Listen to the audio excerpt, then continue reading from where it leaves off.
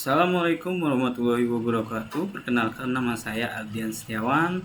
Saya akan membawakan materi tentang pemodelan proses bisnis dengan DFD, yaitu Data Flow Diagram. Penjelasan konsep DFD. Penjelasan konsep DFD atau Data Flow Diagram. Data Flow Diagram adalah sebuah alat bantu dalam pemodelan sistem yang digunakan untuk menggambarkan aliran data dalam suatu sistem. DFD menampilkan bagaimana data bergerak dari satu proses ke proses lainnya serta interaksi antara sistem dengan entitas eksternal.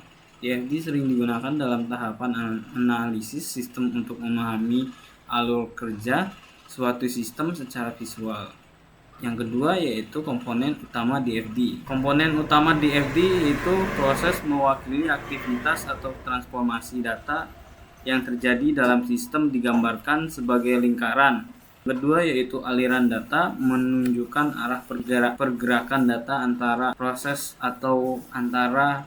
dengan entitas eksternal. Digambarkan sebagai anak panah. Entitas eksternal merupakan entitas di luar sistem yang berinteraksi dengan sistem seperti pelanggan, supplier, atau sistem lainnya. Digambarkan seperti persegi panjang. Penyimpanan data mewakili tempat penyimpanan data dalam sistem seperti database, digambarkan dua garis sejajar. Terus yang ketiga yang selanjutnya yaitu contoh kasus sistem pemesanan makanan online. DFD atau For Online Food Ordering System. Pada contoh di samping, DFD menggambarkan aliran data pada sistem pemesanan makanan online pelanggan. Entitas eksternal melakukan pemesanan, proses data pesanan disimpan, penyimpanan data, kemudian restoran. Entitas eksternal menerima pesanan dan memprosesnya. Yang selanjutnya yaitu apa sih perbedaan antara DFD, IRD, dan flowchart? Definisi dan penggunaan. Data Flow Diagram atau DFD berfokus pada aliran data dalam suatu sistem, digunakan untuk memodelkan proses bisnis. Terus yang kedua yaitu Entity Relationship Diagram atau ERD, fokus pada hubungan antara entitas data dalam suatu database, digunakan untuk merancang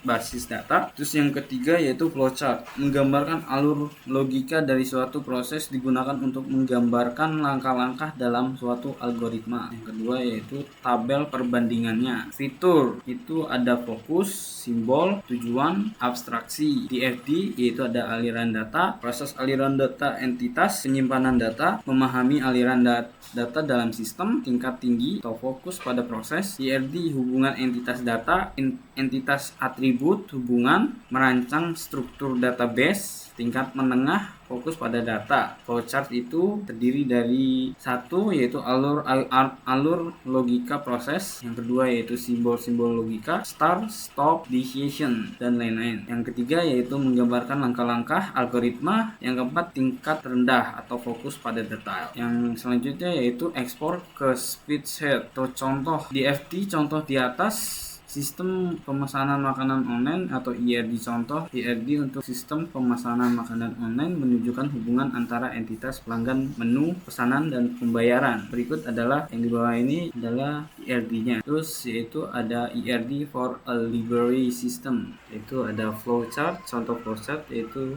untuk penghitung faktorial, menggambarkan langkah-langkah perhitungan secara berurutan. Ini adalah contohnya. Contoh flowchartnya itu, contoh kecilnya yaitu flowchart for calculating factorial. Sekian dari presentasi saya. Assalamualaikum warahmatullahi wabarakatuh.